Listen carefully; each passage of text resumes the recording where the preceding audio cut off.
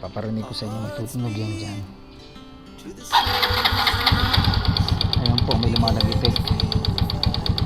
Nakakarinig nyo po, naririnig nyo po may lumalagitik, no?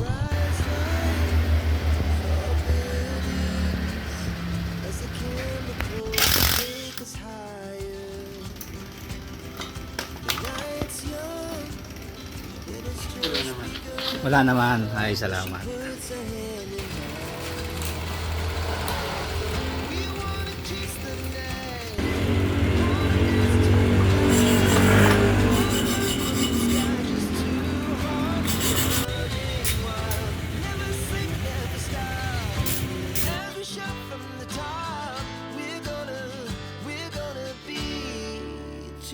Running wild.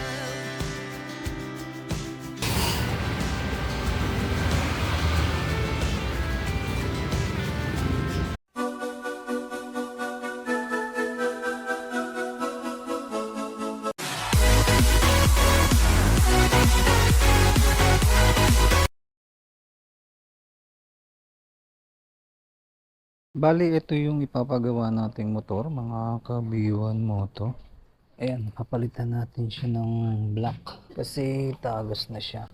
Ayan, hindi tayo sa kabila. Ayan, naglilik na yung mga langis niya kung nakikita nyo. At yung gasolina at langis nagsasama na rito sa may tambucho.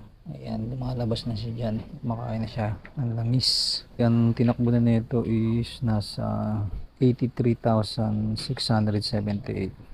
Ang unit ko ay Suzuki Shooter 115 Fi po yan. Kung sa mga nagtatanong kung bakit ko papalitan ng black, kasi ang history ng motor na to is natuyuan siya ng langis before and then pinaayos ko lang pansamantala. Ang balak sana rito is i-rebore. Kaso nung tumingin ako o nag-canvas ako kung magkano magpa-rebore, ang rebore is nasa kulang-kulang 3,000 rin. Tapos nung tumingin ako nung set ng block at piston ay nasa 3,200. So halos konti lang yung diferensya. Sabi ko bibili na lang ako ng genuine na block at mga pyesa nito. Kasi hindi rin ako mahilig maglagay ng mga aftermarket na replacement. Nasa 13 years, 12 years. Nasa 12 years na itong motor ko na yan. At araw-araw ko pong ginagamit yan. Ginagamit ko pamasok, pantrabaho. Yan po ang ginagamit ko. And sulit na rin po yan. Kaya nag-decide ako na palitan na ng bagong block at piston. Siyempre bumili ako ng mga pyesa. Ipapakita ko sa inyo mamaya yung mga pyesa niya. And tsaka napansin ko kasi na hindi na talaga maganda rin yung tinatakbo niya. And pansin niyo may tumutunog po siya. Bubuksan natin. Ayan, paparinig ko sa inyo may tutunog yan dyan. Ayan po, may lumalagitik. Nakakarinig nyo po, naririnig nyo po may lumalagitik, no?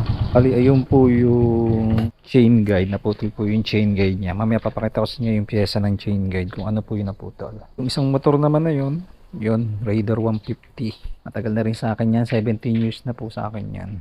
Yan, pakita ko sa inyo. Yan. Stock lang din po yan. Bali, papagawa natin to. So may nakontrata na ako na gagawa niyan. Then papakita ko sa inyo yung mga pyesa.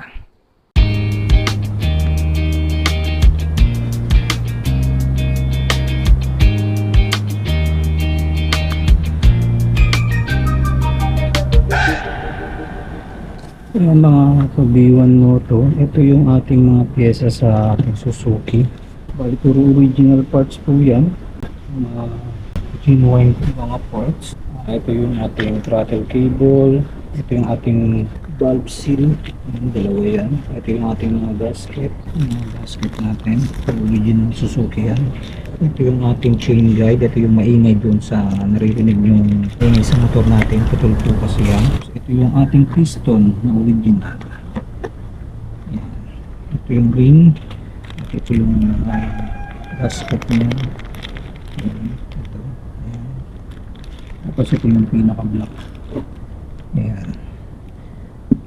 Bali puro original po yung mga piyesa na yan from Suzuki. Meron po akong nakapila sa Shopee lahat. Kinumpleto ko po muna lahat yan bago natin binuksan, bago natin ay kagawa para isang bukasan na lang. Ayan. Bali papagawa na natin yan ngayon para maayos na yung ating motor.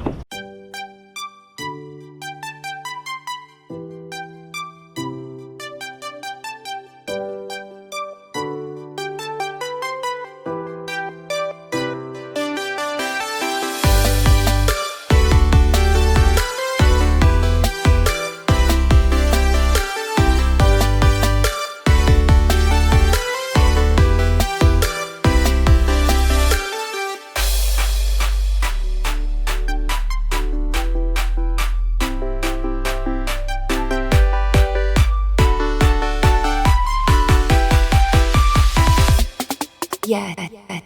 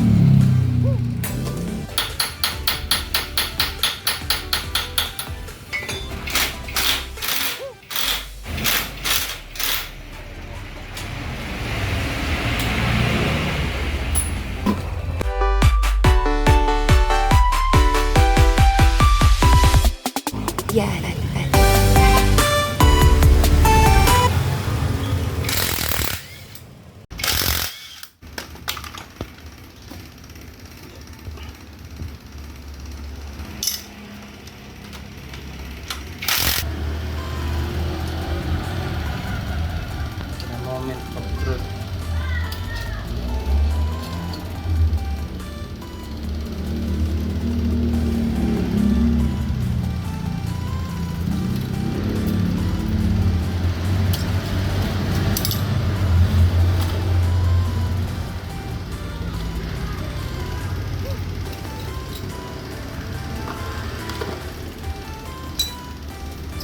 Kasi yung tumutunog yan, kala ko putol.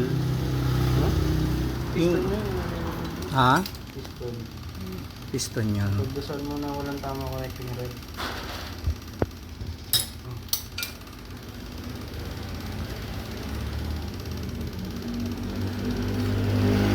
Ay, sunod na sunod ng block. Oh. Wala. Yun, oh. Sunog talaga, ano. So. Yung piston, tingnan mo. Okay naman yun yung ano. Tingnan natin yung connecting rod.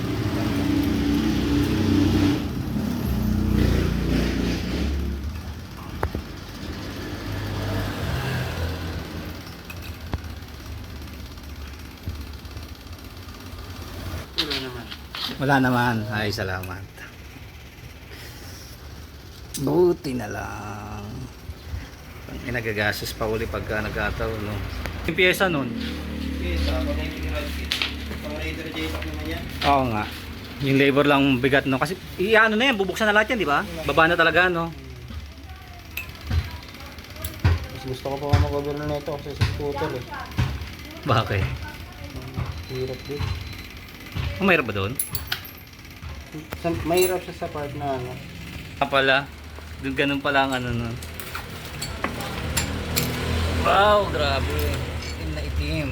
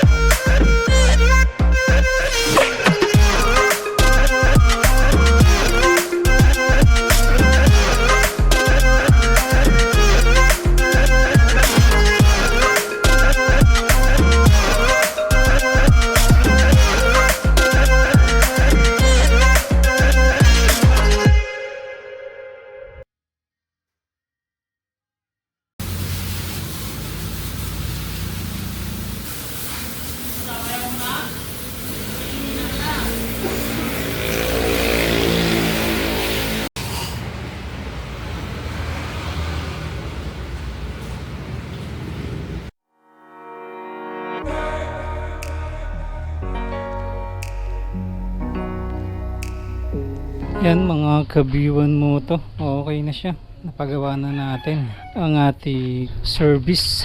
Pahugasan ko na rin siya. Kasi nung nakaraan madumi. Ayan, bago na yan. Bago na lahat yan.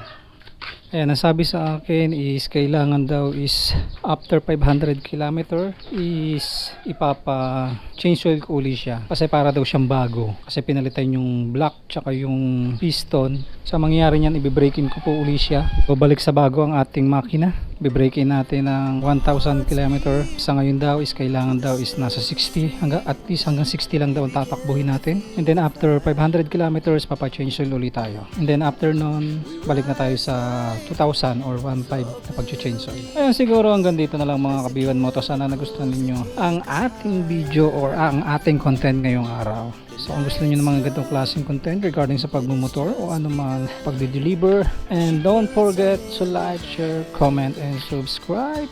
Always remember mga ka-B1 Moto, pray before you ride, ride safe, God bless. B1 Moto out. Bye bye.